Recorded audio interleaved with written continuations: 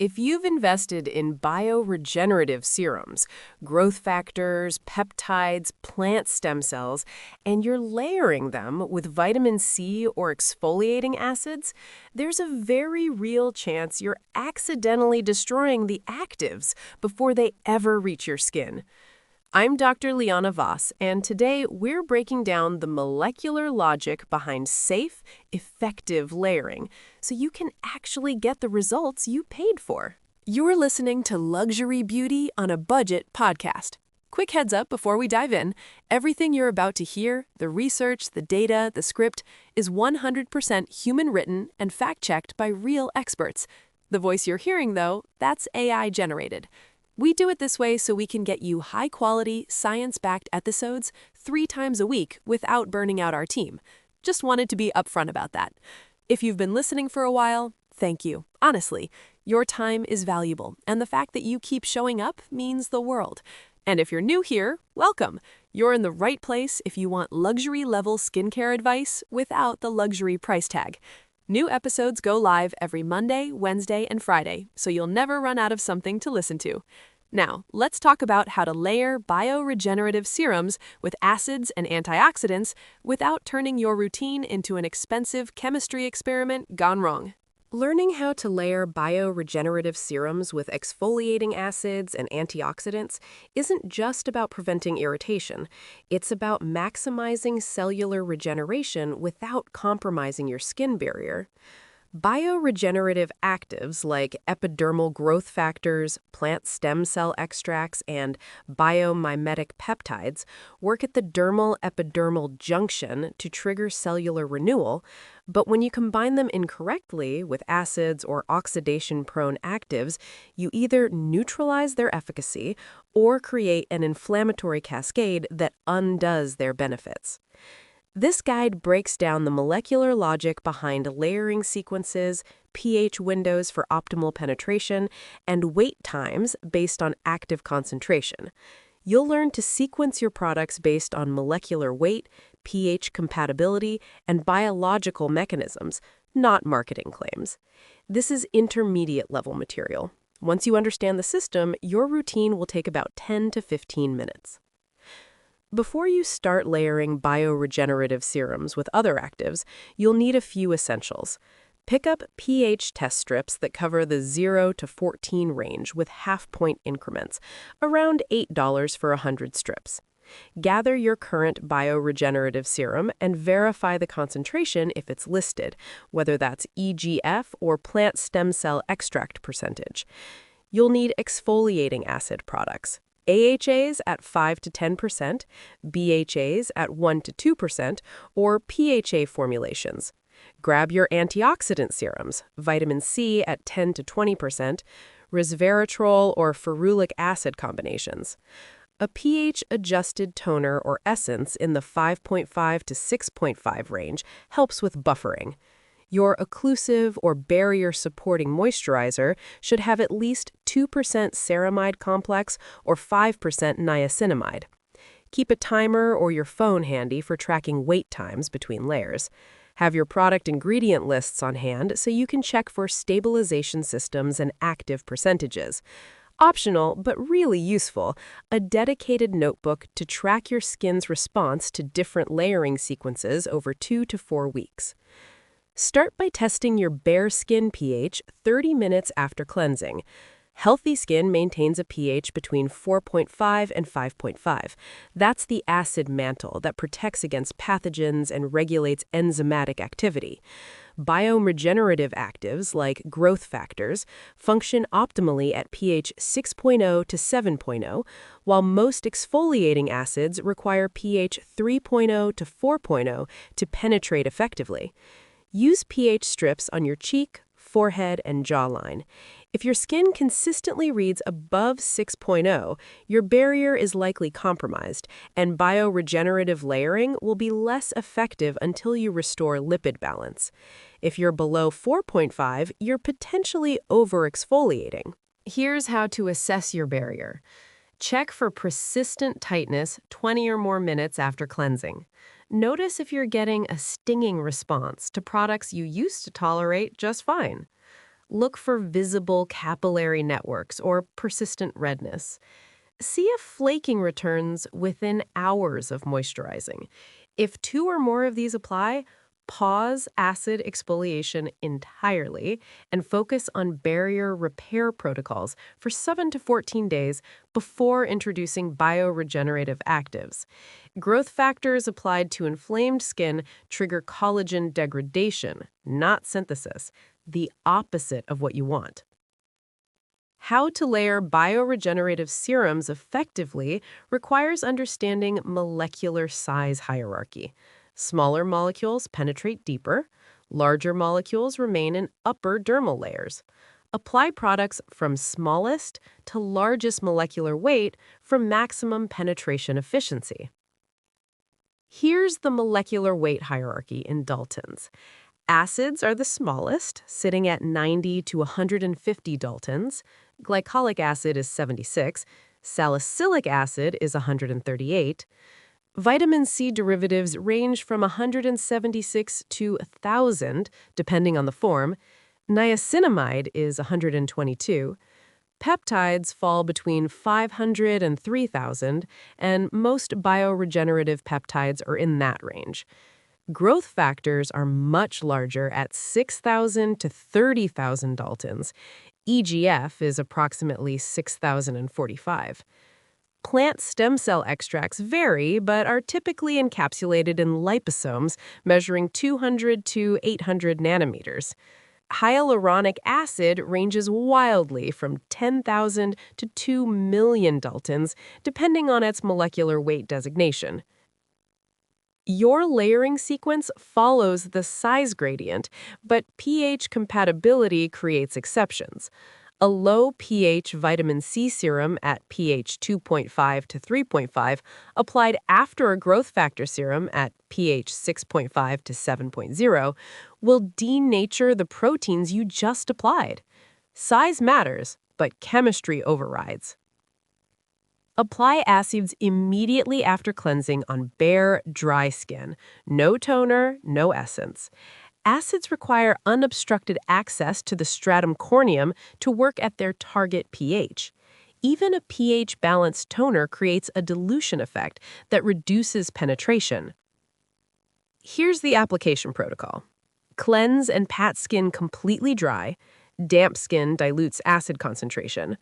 Apply 2 to 3 drops of acid serum or swipe acid toner across treatment areas, then wait 15 to 20 minutes before proceeding. This isn't optional. The wait time allows your skin's natural buffering capacity to neutralize the acid pH gradually while the active performs its function. Skin pH drops to approximately 3.0 to 3.5 immediately after acid application, then rebounds to 4.5 to 5.0 over 15 to 20 minutes. If you apply a pH 6.5 bioregenerative serum at the 5-minute mark, you create a neutralization reaction that inactivates both products. Here's how to think about acid frequency when layering with bioregenerative serums. If you have sensitive or reactive skin, use acids twice weekly maximum and alternate nights from bioregenerative actives. Normal or combination skin can handle acids 3 to 4 times weekly and can layer with bioregenerative actives in the same routine. Resilient or thick skin tolerates acids 5 to 6 times weekly with full layering protocols. Research published in the Journal of Cosmetic Dermatology demonstrates that sequential application of glycolic acid followed by growth factors with appropriate wait time increases fibroblast activity by 34% compared to growth factors alone. The acid creates microchannels that enhance peptide penetration. After your acid wait time, or immediately after cleansing if you're skipping acids, apply stabilized vitamin C or other antioxidants. This is your skin's most receptive pH window for L-ascorbic acid formulations. Vitamin C, specifically L-ascorbic acid, penetrates optimally at pH 2.5 to 3.5 and oxidizes rapidly above pH 4.0. If you've just used an exfoliating acid, your skin pH is perfect. If you're skipping acids, use a dedicated low pH vitamin C serum formulated with ferulic acid and vitamin E for stabilization. Here's how to layer antioxidants by formulation type. L-ascorbic acid serums at 10 to 20% should be applied immediately post-acid or on bare skin. Wait 5 to 10 minutes for absorption. These are pH dependent and won't penetrate if applied after pH neutral products. Vitamin C derivatives like ascorbyl glucoside, tetrahexyldecylascorbate, or MAP are pH-stable formulations that can be applied after bioregenerative serums if needed. They're less effective than L-ascorbic acid, but more forgiving in layering sequences. Non-vitamin C antioxidants, resveratrol, green tea polyphenols, CoQ10 can be applied before or after bioregenerative serums depending on base formulation. Check pH. Most are formulated at 5.5 to 6.5. One exception, ferulic acid plus vitamin C combinations. The ferulic acid enhances vitamin C stability and doubles photoprotection efficacy when applied before bioregenerative actives. For a budget option, check the link below to see the current price on the ordinary resveratrol 3% plus ferulic acid 3% manufactured in Canada. It performs comparably to SkinCeuticals CE ferulic in oxidative stress assays, though the texture is greasier and requires a longer absorption window. This is your critical application point. After acids and antioxidants have been absorbed and skin pH has stabilized to approximately 5.0 to 5.5, apply your bioregenerative serum. Growth factors, plant stem cell extracts, and regenerative peptides function optimally at near physiological pH, 6.0 to 7.0, and most formulations are buffered to this range. Wait 20 to 25 minutes after your last low pH active before applying bioregenerative serums. Test your skin pH with strips if you're uncertain. You want to be at 5.0 or above. Let's talk about bioregenerative active categories and layering considerations. Epidermal growth factor serums require pH 6.5 to 7.5 for stability. These are typically the most pH-sensitive bioregenerative actives. Apply 3 to 4 drops to your entire face. Effective concentrations range from 0.1 to 1.0 parts per million. Higher isn't better due to receptor saturation. For a budget pick, check the link below to see the current price on Cause de Ba EGF collagen essence, manufactured in Korea with 10 ppm EGF. It delivers measurable plumping within 48 hours, but has a slightly sticky texture that requires 8 to 10 minutes to fully absorb. Plant stem cell extracts from apple, lilac, or Edelweiss are usually delivered in liposomal encapsulation for penetration. They're less pH sensitive than growth factors. Apply 2 to 3 pumps. Look for concentrations of 2 to 5% phytocell tech or similar trademarked complexes. These work through antioxidant mechanisms and cytokine modulation rather than direct growth signaling. Biomimetic peptides, matricil 3000, arginine, copper peptides, function across broader pH ranges, 5.0 to 7.0. Copper peptides specifically require pH 5.5 to 6.5 for optimal chelation. Apply 3 to 5 drops depending on formulation viscosity. Effective concentrations are matricil at 8 to 10%, arginine at 10%, copper peptides at 1 to 2% copper complex. Application technique matters. Press product into skin rather than rubbing. Bioregenerative actives are surface-active proteins and peptides. Aggressive application can denature their tertiary structure. Use gentle pressing motions for 30 to 60 seconds until absorbed. After bioregenerative actives have absorbed, wait 5 to 10 minutes, apply hydrating essences and barrier-supporting ingredients. This layer serves three functions: prevents transepidermal water loss, provides cofactors for enzymatic processes, and creates an occlusive environment that enhances active penetration. Here are the optimal supporting ingredients. Niacinamide at 5 to 10% boosts ceramide synthesis, regulates sebum, and reduces inflammation. It can be applied before or after bioregenerative serums. It's stable across pH 5.0 to 7.0 and has a molecular weight that allows flexible positioning. Check the link below to see the current price on the Inky List niacinamide serum at 10%, manufactured in the UK. It absorbs quickly and layers well, though the dropper dispenses inconsistently. Multi-weight hyaluronic acid is useful here. Combine high molecular weight HA at 1.5 million Daltons or more for surface hydration with low molecular weight HA at 10,000 to 50,000 Daltons for dermal penetration. Apply 3 to 4 drops. For a budget stand-up, check the link below to see the current price on Hada Labo Gokujun Premium Lotion, manufactured in Japan, with 5 molecular weights of HA at 3% total concentration. It provides 8+ hours of measurable hydration, but requires application to damp skin for optimal absorption. Ceramide complexes are important. Look for 2 to 5% ceramide blends, ceramides 1, 3, and 6, 2I, combined with cholesterol and fatty acids in a 3 to 1 to 1 ratio. This mimics natural skin lipid composition. CeraVe Skin Renewing Night Cream, manufactured in the USA, with 3% ceramide complex plus niacinamide and peptides, delivers measurable barrier improvement within 72 hours, but feels heavy on oily skin types.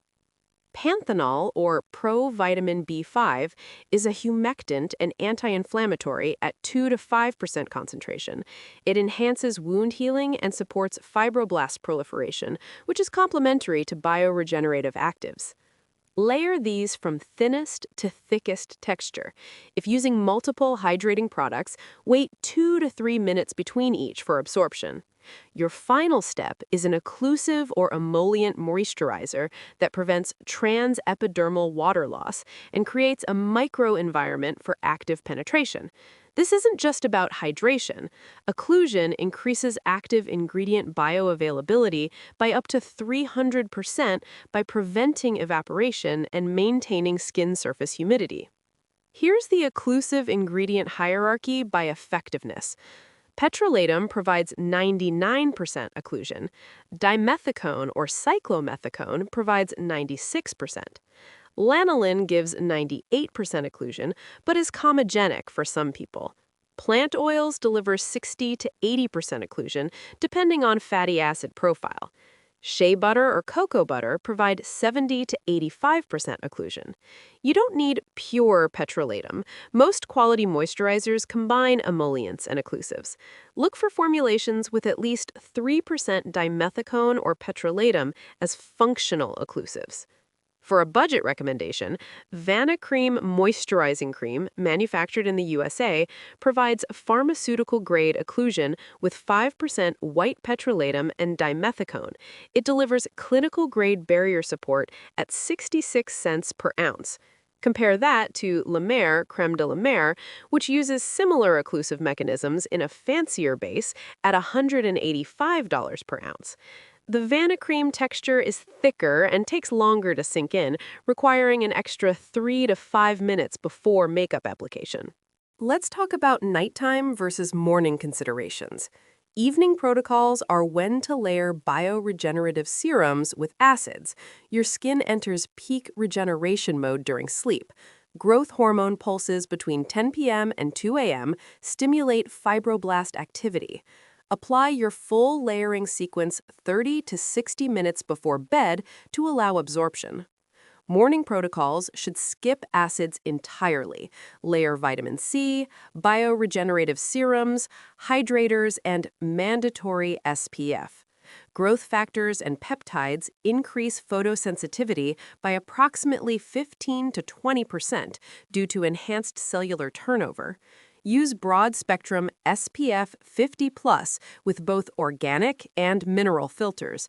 For a budget pick, check the link below to see the current price on Skin Aqua UV Super Moisture Gel SPF 50+ PA++++, manufactured in Japan.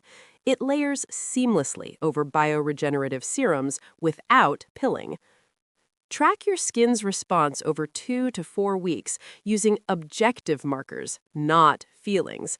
How to layer bioregenerative serums successfully requires data-driven adjustment. Positive response indicators include visible reduction in fine lines, measure with before and after photos in consistent lighting. Improved skin firmness shows up in a press test, faster rebound after pressing skin. Enhanced barrier function means reduced transepidermal water loss and less tightness. Even texture and tone with reduced hyperpigmentation visibility is a good sign. Decreased inflammatory response to previously irritating products is another positive marker. Negative response indicators are different. Persistent redness lasting 30+ minutes after application is a red flag. New breakouts that aren't purging, and remember, purging occurs only with retinoids and acids, not peptides or growth factors. Increased sensitivity to previously tolerated products, burning or stinging during application, dryness or flaking despite adequate moisturization. If you're experiencing negative indicators, reduce frequency rather than abandoning actives entirely. Here's what to try. Separate acids and bioregenerative actives to alternating nights. Reduce acid concentration from 10% to 5% AHA or eliminate acids temporarily. Add an extra buffer layer of hydrating toner between acids and bioregenerative serums.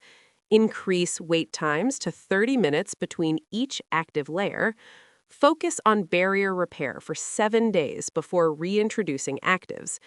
Your skin's tolerance isn't static. It fluctuates with hormonal cycles, environmental stress, and barrier status. A protocol that worked perfectly in humid summer conditions may overwhelm your skin in dry winter months. Now for some pro tips and common mistakes. First pro tip. Temperature matters. Store bioregenerative serums at 4 to 8 degrees Celsius, refrigerator temperature, to extend stability. Growth factors and peptides degrade approximately 40% faster at room temperature. Keep a dedicated mini fridge for actives if you're serious about efficacy. Exception: don't refrigerate vitamin C if it's in an airless pump. Temperature fluctuation accelerates oxidation when warm air gets pulled back into the chamber. Common mistake: mixing everything in your palm. Never combine products before application. When you mix a pH 3.0 vitamin C serum with a pH 6.5 growth factor serum in your hand, you create an immediate neutralization reaction. Both actives are compromised before they touch your skin. Always apply sequentially, never simultaneously. Another pro tip: use fermented ingredients as pH buffers. Galactomyces ferment filtrate and Saccharomyces lysate both have natural pH around 5.5 to 6.0 and contain bioavailable nutrients that support growth factor activity. A ferment essence between your acids and bioregenerative serums provides a gentle pH transition. CosRx Galactomyces 95 Tone Balancing Essence, manufactured in Korea, works perfectly in this bridging role, though it has a slight fermented scent some users dislike. Common mistake: expecting overnight results. Bioregenerative actives work through cumulative signaling pathways. You're triggering gene expression changes that take 8 to 12 weeks to manifest as visible collagen deposition. Acute plumping from hyaluronic acid happens within hours, but actual structural improvement requires months. Don't abandon an effective protocol at week 3. Pro tip: cycle your bioregenerative actives. Cellular receptors downregulate with constant stimulation. After 12 weeks with EGF serums, switch to peptide-focused formulations for 4 to 6 weeks, then return to EGF. This prevents receptor saturation and maintains response sensitivity. Common mistake: ignoring formulation incompatibilities. Some bioregenerative actives contain proprietary delivery systems that clash with other ingredients. Silicone-based peptide serums can prevent water-based growth factors from penetrating. Always check base formulation: water-based layers before silicone-based. Let's address some frequently asked questions. Can you use retinol with bioregenerative serums in the same routine? Yes, but sequence and timing matter significantly. Apply retinol, whether that's retinol palmitate, retinol aldehyde, or retinoic acid, after bioregenerative serums, never before. Retinoids require 20 to 30 minutes to penetrate and convert to active retinoic acid. During this conversion window, they create a slightly acidic environment, a pH 5.0 to 5.5, that can denature growth factors if applied first. The correct sequence is cleanse, acids if using, wait 20 minutes, vitamin C, wait 10 minutes, bioregenerative serum, wait 10 minutes, retinol, wait 5 to 10 minutes, moisturizer. Start with retinol 2 to 3 times weekly when first combining with bioregenerative actives, even if you currently use it nightly. The combined cellular turnover acceleration can overwhelm barrier function until your skin adapts over 4 to 6 weeks. How long should you wait between layering each product type? Wait times depend on product pH and molecular weight. Smaller molecules and pH-incompatible actives require longer intervals. For exfoliating acids, wait 20 to 25 minutes before applying anything else to allow pH stabilization. For L-ascorbic acid, vitamin C, wait 10 to 15 minutes for absorption and pH buffering. For bioregenerative serums after acids or vitamin C, wait 20 to 25 minutes minimum to reach compatible pH. Test with strips if you're uncertain. Between bioregenerative serums and hydrating products, 5 to 10 minutes is sufficient for initial absorption.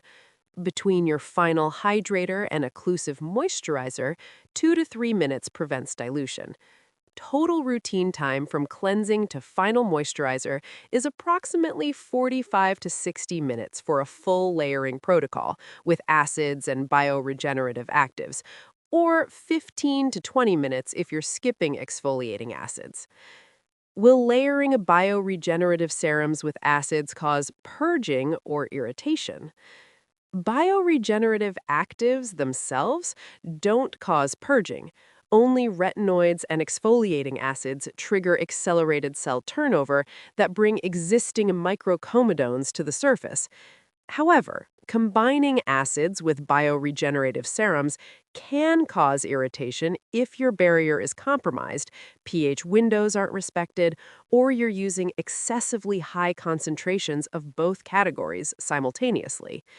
True purging manifests as small whiteheads in areas where you typically break out and resolves within 4 to 6 weeks.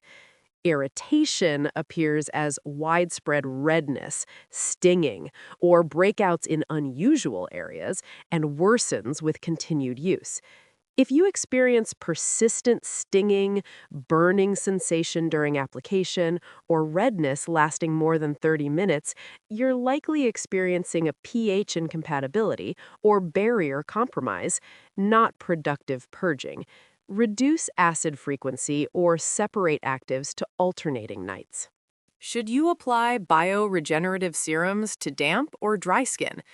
Apply bioregenerative serums to dry skin after previous layers have fully absorbed, not to damp skin like you would with hyaluronic acid. Growth factors, peptides, and plant stem cell extracts are formulated at specific concentrations in pH-buffered solutions. Adding water through damp skin application dilutes the active concentration and can shift pH outside optimal ranges. The exception is if your bioregenerative serum contains high concentrations of humectants like hyaluronic acid or glycerin. Check if they appear in the first 5 ingredients. In that case, light dampness can enhance humectant performance, but you'll still compromise the bioregenerative active's concentration. For maximum efficacy, pat skin completely dry after your previous layer, wait 5 to 10 minutes for full absorption, then apply bioregenerative serum to bare, dry skin. This ensures you're delivering actives at their formulated concentration and pH.